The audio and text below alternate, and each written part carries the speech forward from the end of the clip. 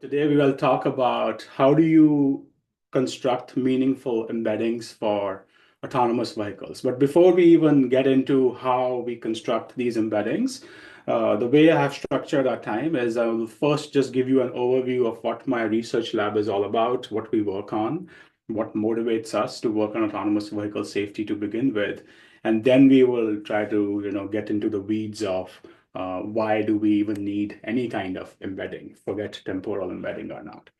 So usually I like to start with a very simple question. What's the more intelligent task? Is it becoming a chess grandmaster or being able to drive? And of course, there's no right or wrong answer, but it feels like chess should be the obvious answer. After all, it requires prediction and calculation, strategy, and anticipation of your opponent is going to do, memory. It has all the hallmarks of human intelligence. Driving, on the other hand, just feels more routine. Right? Many people can just do it effortlessly. So now we can flip this around and we can ask what is more difficult for AI to solve? And you can already tell where I'm going with this because chess has solved for decades. You can download a free app today and it will be more powerful at this intelligent game than any grandmaster that has ever played, likely ever will play. But could we say the same about AI and driving? Not quite, right? Like despite decades of progress and even deployments of autonomous vehicles, these cars are not quite there yet. They routinely get stuck in traffic and they cause this nuisance. They freeze in situations where nothing is really wrong, and they are basically sometimes they require remote assistance to get out of a traffic jam, and they're making the kind of mistakes that good human drivers would never make. And sometimes, unfortunately, these mistakes can have very tragic consequences.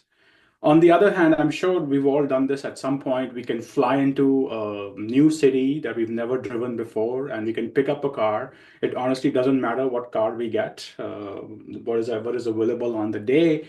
And then maybe within a few minutes of finding our bearings, we are on our way, driving in a city that we have never driven before, in a vehicle that we have never even sat in our lives. And so yes, humans make mistakes when we drive. That's part of the reason which motivates us to have autonomous vehicles. But we also forget how good we are at this skill. We are so good that we take this ability for granted. So the obvious question is that how come AI has already solved the more intelligent task, but is struggling with the mundane task of driving? And the key difference, as many of you may already know, is that chess is what we call a closed system. Yes, the complexity is enormous, but it is bounded by a finite set of rules, by predictable outcomes. Driving, on the other hand, is what we typically call the open system, which simply means that anything can happen on the road. And for this reason, an autonomous vehicle ought to be able to deal with any kind of unexpected traffic situation and deal safely with any kind of unexpected traffic situation. This is the hardest problem in autonomous driving. How do you ensure that your vehicle can just navigate effortlessly in situations where humans are doing pretty well? They're not crashing. They are able to overcome these edge cases, but we also have to make sure that autonomous vehicles are at that bar or exceed that bar. And more formally, this problem can be understood if we look at this notion of coverage complexity, right? This is a formal view of that problem. Why is that so difficult? So you can imagine this huge hyperspace, which we cannot even adequately describe, where one axis is describing all the different objects you could encounter on the road. So you just start plotting all the objects that you can possibly imagine, including people dressed in T-Rex costumes and Halloween or these hot dog looking cars. Just everything you can think of that you can see on the road, that's my object axis. And this itself is so difficult to describe, but now you also have to worry about how these objects appear and how they look.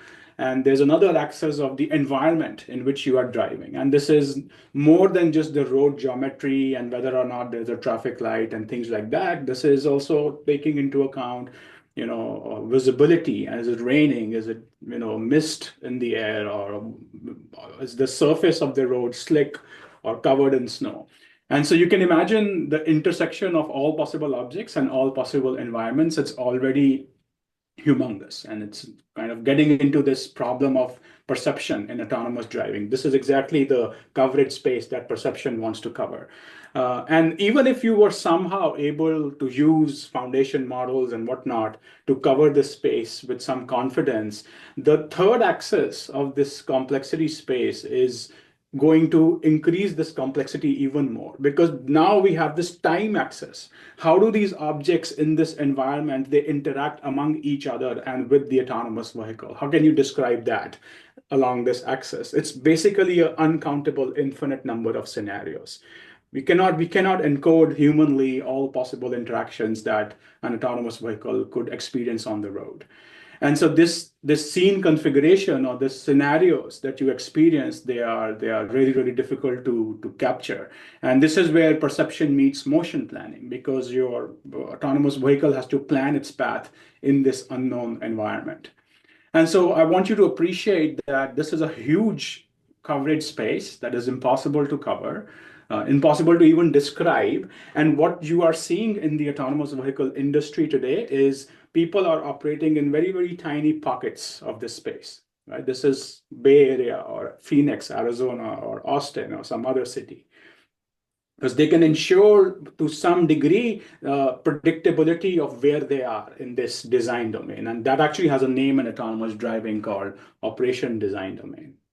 So, it is true that in the last 30 months, we have seen remarkable progress in artificial intelligence in other open systems, things like language and vision. They are very open-ended domains, and AI seems to be doing really well in all these domains.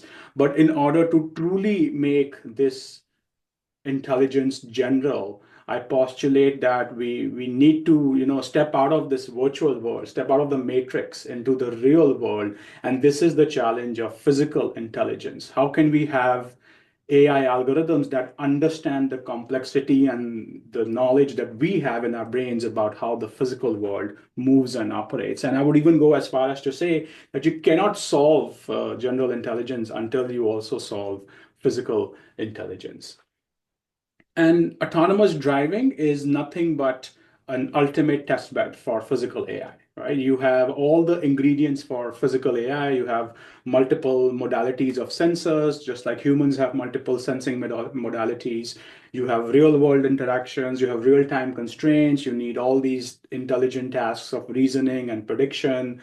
And you have the open ended complexity. More importantly, unlike a chat bot, which can sometimes hallucinate and then you hit the reset button or start a new prompt, here in the physical world, safety is non-negotiable. And so for these reasons, my research group has focused on answering some of the toughest problems and the most unanswered questions in the autonomous vehicle safety. It's really my excuse to advance physical intelligence forward by using autonomous vehicles as the proving ground in many ways. And so today, I'm only going to be talking about one of these critical areas of research trust that we have done a lot of work in. If there is some time at the end, I may touch upon others. But we will begin with this question, which was in part supported due to research funding from CCI Central Virginia node. And so that's what we will focus on. And that research problem is the problem of how do you even measure whether an autonomous vehicle is safe enough in the world. So let's think about that question, right? How do we know that an autonomous vehicle is safe enough? So somebody is signing off and saying, you are safe enough, you can be deployed. You are not safe enough, you need more work. Where is that boundary? Is there a boundary? And you would be surprised to learn that there is no such boundary. There is no agreed upon definition of what safety is. And everything from voluntary safety assessments, so a company will itself assess its own safety. I don't see any conflict of interest there. I'm kidding. Obviously, they will present their research in the best light.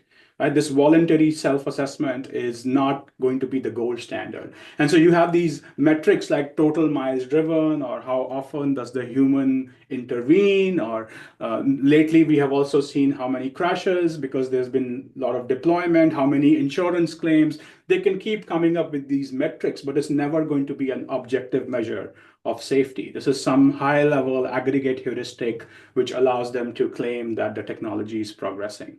And I'm not saying they're all being reckless. I'm just acknowledging that there should be an objective way to measure safety.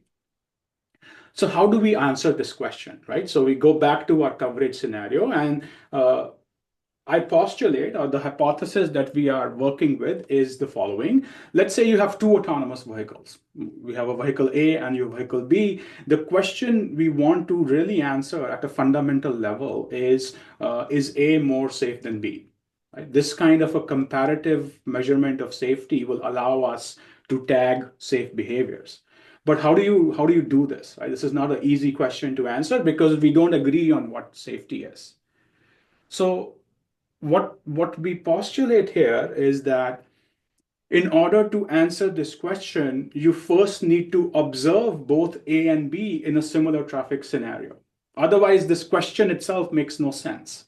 If vehicle A is operating in a freeway environment and vehicle B is operating in a dense Manhattan environment, you cannot measure apples and oranges. So we have to observe them in a similar traffic scenario. And let's say we somehow can do that. Right? So I'll give you a thought experiment. Let's say you have a company, autonomous driving company called Driftic, and they have a data set of all their autonomous vehicle fleets. And you have other companies, a company called Good Drive or Idlewagon. These are made up companies. So what we want to see is let's pick a reference scenario. Here, the scenario is how does the autonomous vehicle from Driftic navigate in a tunnel traffic, right? That's like the traffic situation I want to investigate. Now, what I need is I need to observe other autonomous vehicles also in similar traffic situations. And only when I am baselining with respect to a similar traffic situation can I now start measuring objectively what did vehicle A do, what did B do, what did C do. So imagine you can observe hundreds of vehicles in the same traffic situation. You can start to form a statistical measure of what do most of the humans do in this situation, what are autonomous vehicles doing in this situation. So we have essentially reduced this problem of what is safe to first a more important problem of can we observe autonomous vehicles in the same situation, despite the fact that they are operating in different pockets of the coverage space. Okay, this really is at the heart of what the research I'm going to talk about will hint upon. So hopefully this sort of has explained why we care about describing traffic situations, because if we can describe traffic situations, then we can make our 0th step of observing traffic in the same situation, which will help us answer the question we really want to answer of whether A is safer than B. So let's break this down. What does it mean to have a reference, and what does it mean to explain a traffic situation? So what needs to be done? We need to define some embedding of this huge coverage space. Some interpretable embedding would be nice, but by no means necessary. And so then what we need is we need to observe some data from an autonomous vehicle, let's say video data, or you could say video plus LiDAR plus all the sensors, GPS, everything. There is some data. What is a scenario? It's nothing but a volume of data at some level. So we need to ingest this data and represent this in our embedding. Embedding is some low dimensional representation. Then hopefully this embedding is rich enough that you can look at distance between scenarios, right? You can come up with a distance metric which can talk about similarity. Less distance means more similar situations. And if we have this ability, we can then start conducting some kind of a search. So given the tunnel, find other tunnels.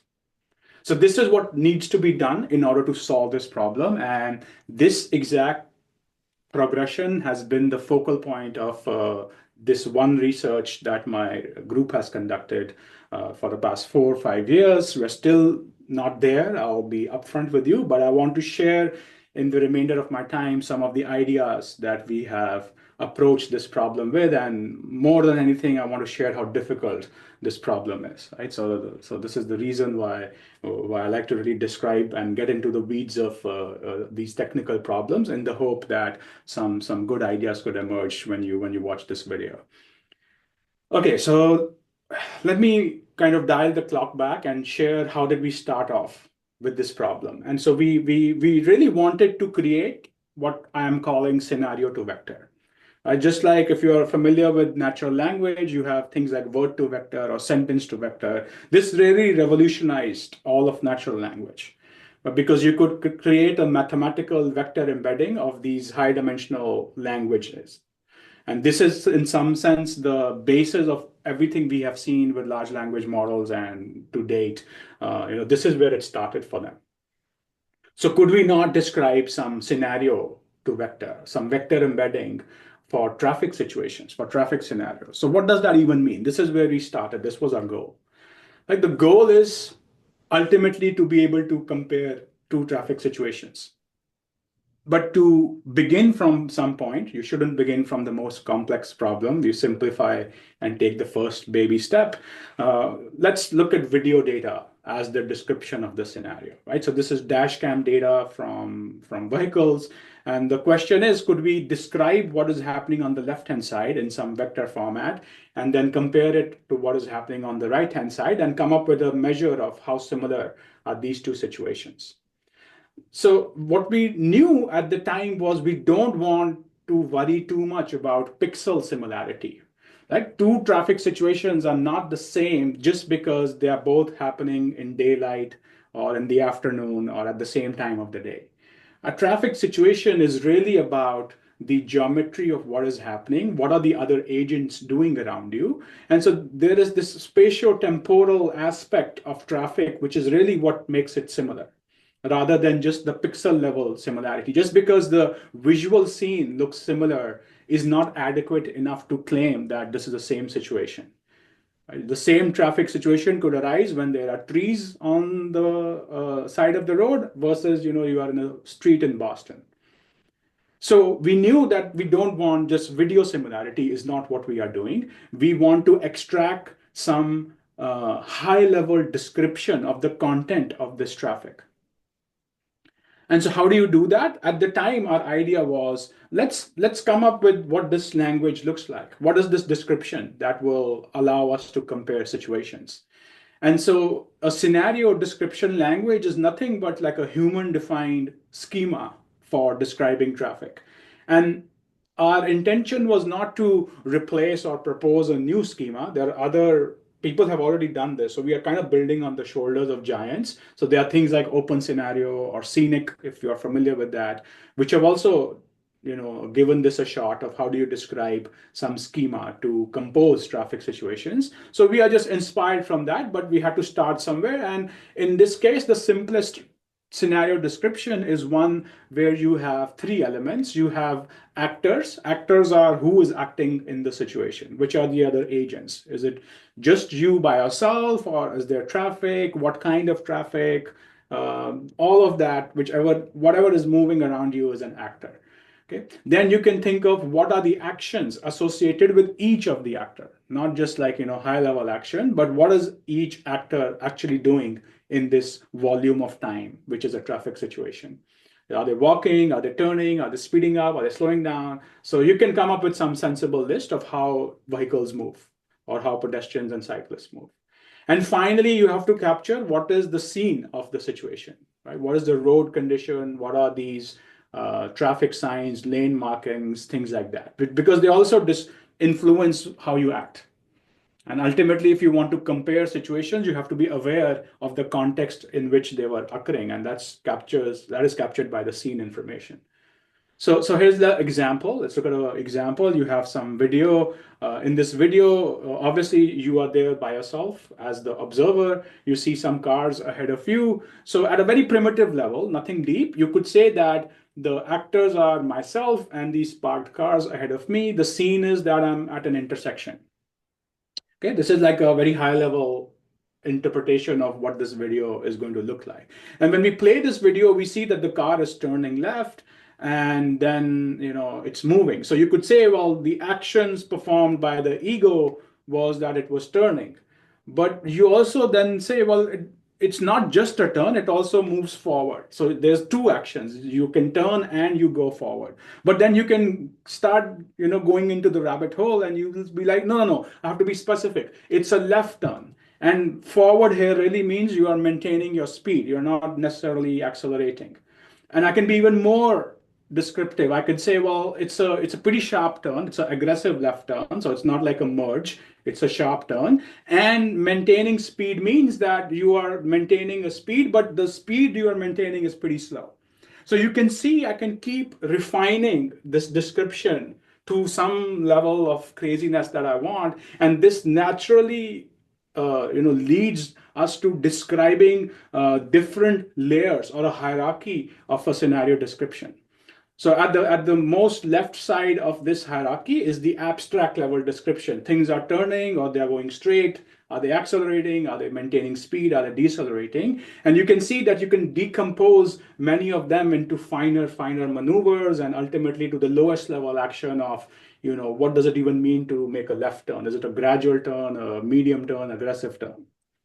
So so we knew that there is some language that could describe these situations. Now the biggest question was, who is going to describe all of this for your data, right? Can you automatically extract these descriptors from video in this case? And so this is where we started, and we scouted of what is available to begin from. And there was this very interesting data set called BDDX data set. And it has about 25,000 different video clips. These are short, anywhere from 3 second to 9 second, 10 second video clips. The clever part of this data is every video clip has a text caption that is describing what the car is doing in this scenario. So they outsource this to some maybe Amazon Mechanical Turk, and people have annotated every video clip, and you can see examples of that from the data set. Now, as exciting as this data is, it has many issues as well.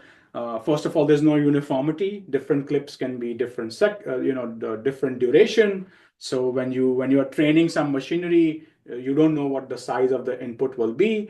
We have already seen that a single clip can contain multiple actions and multiple levels of the actions. And more importantly, in this data, we don't have any low-level data from the autonomous vehicle or the dashboard vehicle itself. We don't know, what was the steering angle or the throttle position of these cars. So there's no data from the ego vehicle. You are literally looking outside of your windshield to analyze what the situation is. And so we knew that these were pretty strong, technical hurdles, but we have worked on two different sort of approaches to automatically fill this SDL. One is going into NLP, so it goes through the caption and then tries to populate the SDL schema. The other, which is more recent, is using video-based transformers to automatically map into what is happening in the video, right? So the scenario to vector transformer model, it will take input a sequence of frames, which is essentially what a video is. And then there are these very well-known video convolution layers that you have. And ultimately, it's trying to populate what the ego vehicle is doing in this situation. So I won't go into all the details. The papers are available on our website as well. But ultimately, we were able to show that with some mixed success, not overwhelming success, there is some, promise to this idea where you have an example query from your BDDX data, and machinery is able to find situations which could be remotely similar or considered similar to this data.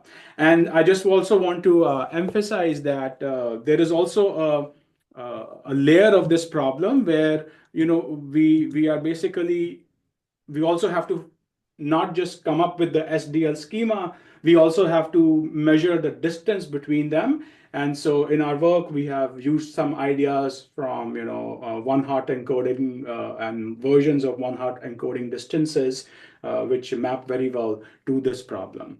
Another thing that we have done is we created another subset of this data where we got a human expert to look at a base clip and rank order some candidate clips in the order from most similar to least similar. So imagine that I show you one video clip and then I show you six other clips, and you have to order the six clips in what is most similar in traffic to the reference clip or not. So this is like the human evaluation, and this becomes the gold standard against which we will measure how well is our similarity able to agree or disagree with the human similarity. But mind you, the human is not always correct in this case as well. So this also makes this problem very tricky, because the actual ground truth is very difficult to obtain. You need many humans to analyze, and then you can do some majority poll on this. But in a nutshell, this idea of a video similarity, it was interesting at the time.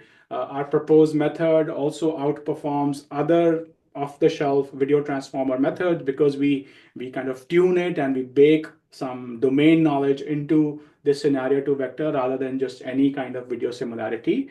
And so it performs well on this scenario retrieval task, which is, if I give you a clip, how often are you giving me the most similar clip? And you can see that scenario to vector is returning good clips about 60% of the time. So this is all many years ago when we were freshly thinking about this problem. And very soon enough, we realized that, these transformers are powerful, but at the same time, if you think about it, some of these early layers of this transformer, they are essentially just looking at the video and trying to describe the video, right? This is just like a classical video embedding problem. And in machine learning terms, we are resolving all of perception, right? Perception is the problem of looking at video and LiDAR and all the data and describing where everybody is and how they are moving.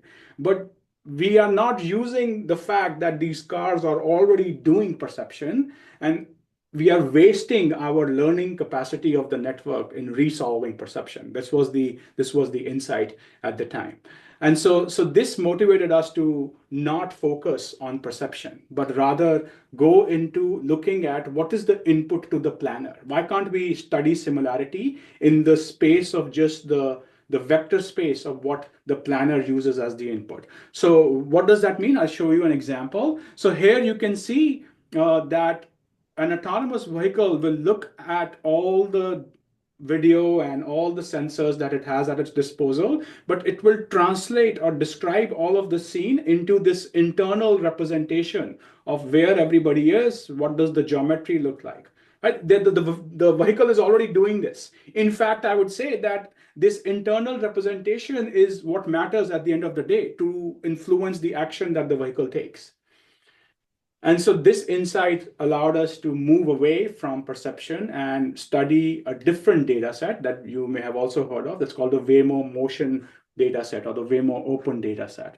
And so this data set has no raw perception data. It literally has trajectories of what the vehicle was doing and every agent around the vehicle, what it was doing.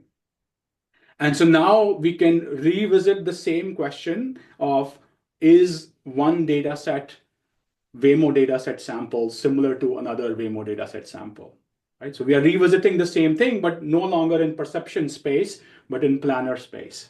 And to kind of understand what is going on, the red car, which is the ego vehicle on the left side, it's basically changing lanes in this 9-second clip, right? So you could think of the action of the red car as a lane change or a left merge. And now we need a different set of rules or extraction method that could look at this raw data and automatically generate the SDL output.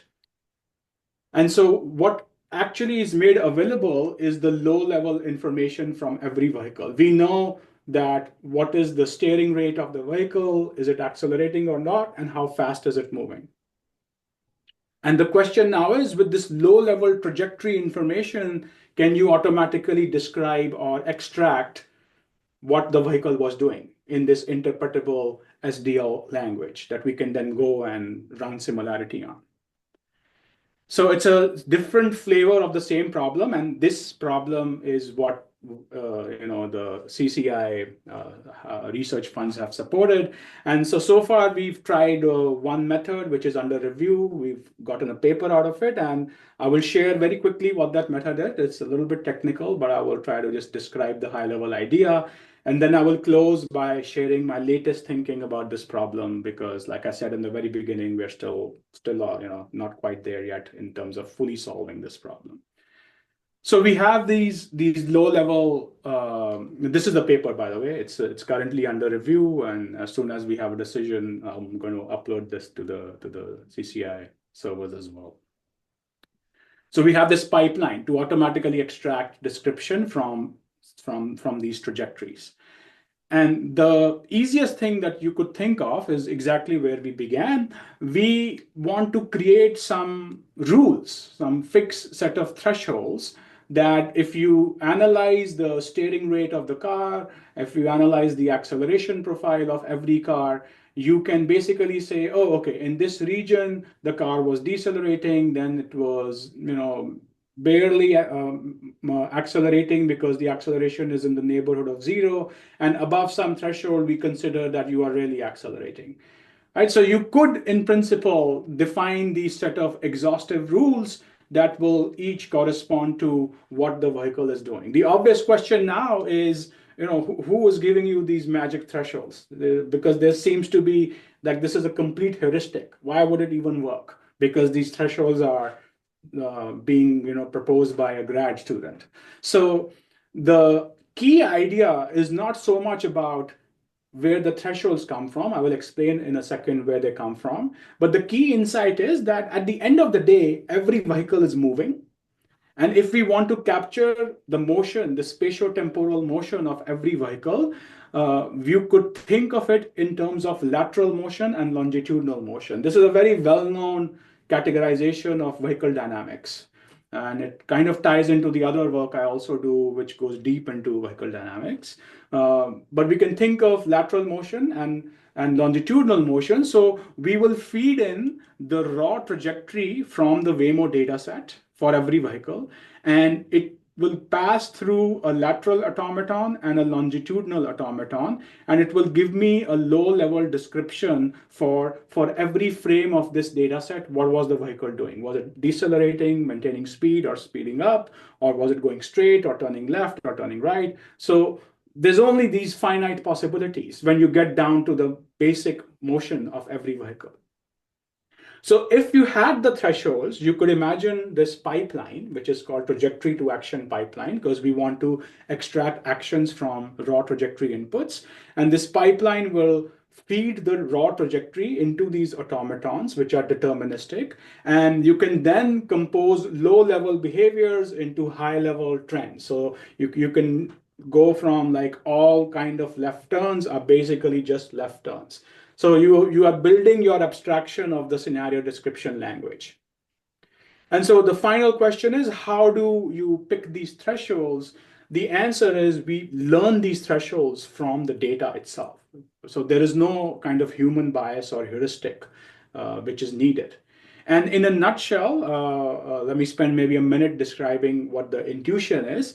So let's say we want to partition the velocity across all our samples. So what you are seeing is the distribution of velocity for the entire Waymo motion data set, right? We have thousands, hundreds of thousands of samples. And each dashed line is like a guess for where the partition should be between, let's say, slow velocity or stop, essentially, medium velocity or high velocity, if those are my categories. And what we postulate is that these thresholds can be learned such that the way they partition the data set is balanced, meaning that anything which is categorized in one of these partitions is closer to another candidate from the same partition than it is from another candidate which is outside of the partition. So this separation principle is also very well studied in statistics, and we are using this intra-partition separation to automatically learn these thresholds using a method called cross-entropy optimization. So in a nutshell, rather than go into the entire algorithm, let me just share the intuition. So the intuition is you take some guesses. These guesses could be from common sense or eyeballing where the gaps are in your distribution of the data. And the data is the low-level vehicle dynamic data. So you cannot go wrong with this. And so initially, with all your guesses, you have some, imbalanced separations. So what I'm plotting here is the degree of separation. So essentially, think of it as we want all the red bars, because they are associated with the first guess, which is the red lines, to be similar in height to each other. Same for the blue, same for the green. And you can see that they're not that similar, right? They're all about, because these were random guesses. But after cross entropy loss is minimized, we can learn thresholds which balance these partitions much, much more effectively. That's essentially what has happened. And in a nutshell, if I have to share a couple of results, what happens is we can show that if you have a reference trajectory, the blue trajectory, the lateral ground truth of this trajectory is it's a left turn followed by a straight. So you can see that there is a left turn and then the car basically goes straight. And speed-wise, this car was slowly maintaining its speed and maybe slowly accelerating as well. And so when we go into looking at what tap outputs as the SDL, you can see that it's in agreement with the reference clip. ADE is like another baseline. It's like the naive way where you simply look at geometrically if these two trajectories are similar to each other. So sometimes ADE can also reveal a similar trajectory, but many times these geometric methods are not going to be sufficient, because it's not just about whether two trajectories look similar, just like it wasn't about whether two videos have similar pixels. It's about semantically what is happening in the trajectory, which is captured by this SDL. So what we see is that in 70% of the cases, we can return something which is more similar to the reference trajectory than these geometric cases. Not only that, we can also show that using this TAP pipeline, you can extract unique situations. So here is an example from the Waymo data, which is not similar to anything else in the data. And we can see why, because within the span of 10 seconds, the car is doing like 8 different things. So it's very, very erratic behavior from this vehicle. So you can use this pipeline to also extract and find rare situations in large data corpuses. Okay, so let me try to wrap this up in the next 2 or 3 minutes. This was TAP. It is a rule-based approach, but still the thresholds are learned, and the rules themselves are not arbitrary. They are from physics of dynamics of vehicles. The question really is, this is still being done for individual agents at this point, right? When we talk about similarity, we have to scale to multiple agents, all the agents in the scene. Also, this is only talking about the actions of these vehicles. What happened to the scene elements, the map, the geometry of the scene, right? It seems like we have lost the plot, partly because extracting actions is the most difficult part. Like you could use off-the-shelf methods to just look at what the scene is, whether, where are the lanes, where are the traffic signs. That's kind of a solved problem. But extracting these actions is very, very hard, directly from trajectory or from video. But at the end of the day, when we, wanted to compare scenarios with one another, we need everything. We don't need a couple of agents and a couple of actions. So in our ongoing work, which I'm happy to collaborate and talk about more, I'll give you a flavor of where we are going. We are going back to exploiting transformers.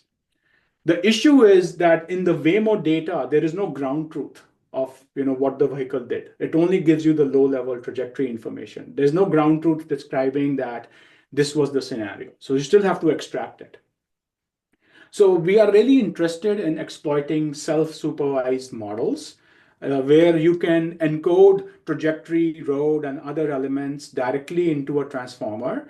And instead of using labeled data to teach this transformer what the vector embedding should look like, we will use contrastive learning or self-supervision learning, where you take some sample from the data set and you perturb and make copies of this sample, and then the transformer is going to be asked, is this the same scenario or not? You know, because you made the perturbation, that this is the same scenario. But when you train in this self-supervised manner, the hope is that the transformer is going to produce an encoding which understands what traffic situations look like. So as you can imagine, this has a lot of moving parts, and we are exploring this. We are training these at scale on the Waymo data set.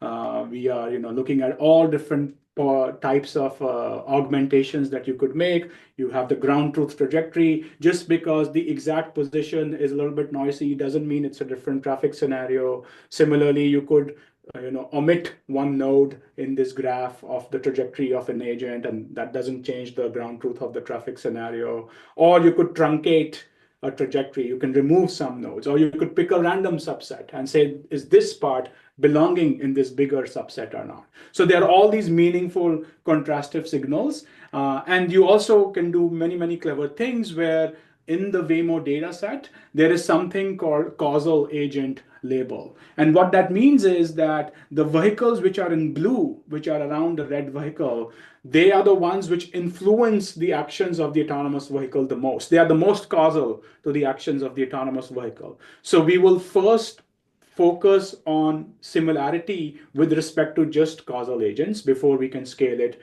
to more generalizations of this. So it's a pretty exciting problem, and hopefully I'm able to convey why this is a hard problem to solve objectively. But at the same time, these ideas are what's going to enable us to solve these hard problems. So this looks like a very good time to park this car. I only spoke about the first problem of how to measure AV safety. I also work on many, many other aspects. How do you improve safety? Let's say you can measure it. How do you now improve it? How do you drive within safety limits? And possibly another very exciting part about how do you deal with these uncertain traffic situations, where my group has been able to do some crazy things like racing full-scale autonomous Indy race cars. And this is what the Cavalier Autonomous Racing Team is. We are part of this international competition called the Indy Autonomous Challenge. And my team really is the top American team in this competition, and the first American team, in fact, to win the Indy Autonomous Challenge. And we set a world record where our car hit 184 miles per hour on the iconic Indianapolis Motor Speedway track. So I think this is a good point to stop. This is why you need to extract temporal trajectories or embeddings from autonomous vehicles in order to advance their safety. And maybe at a later day, I'll love to come back and talk about all this racing stuff as well. So yeah, I'll stop here. Thank you.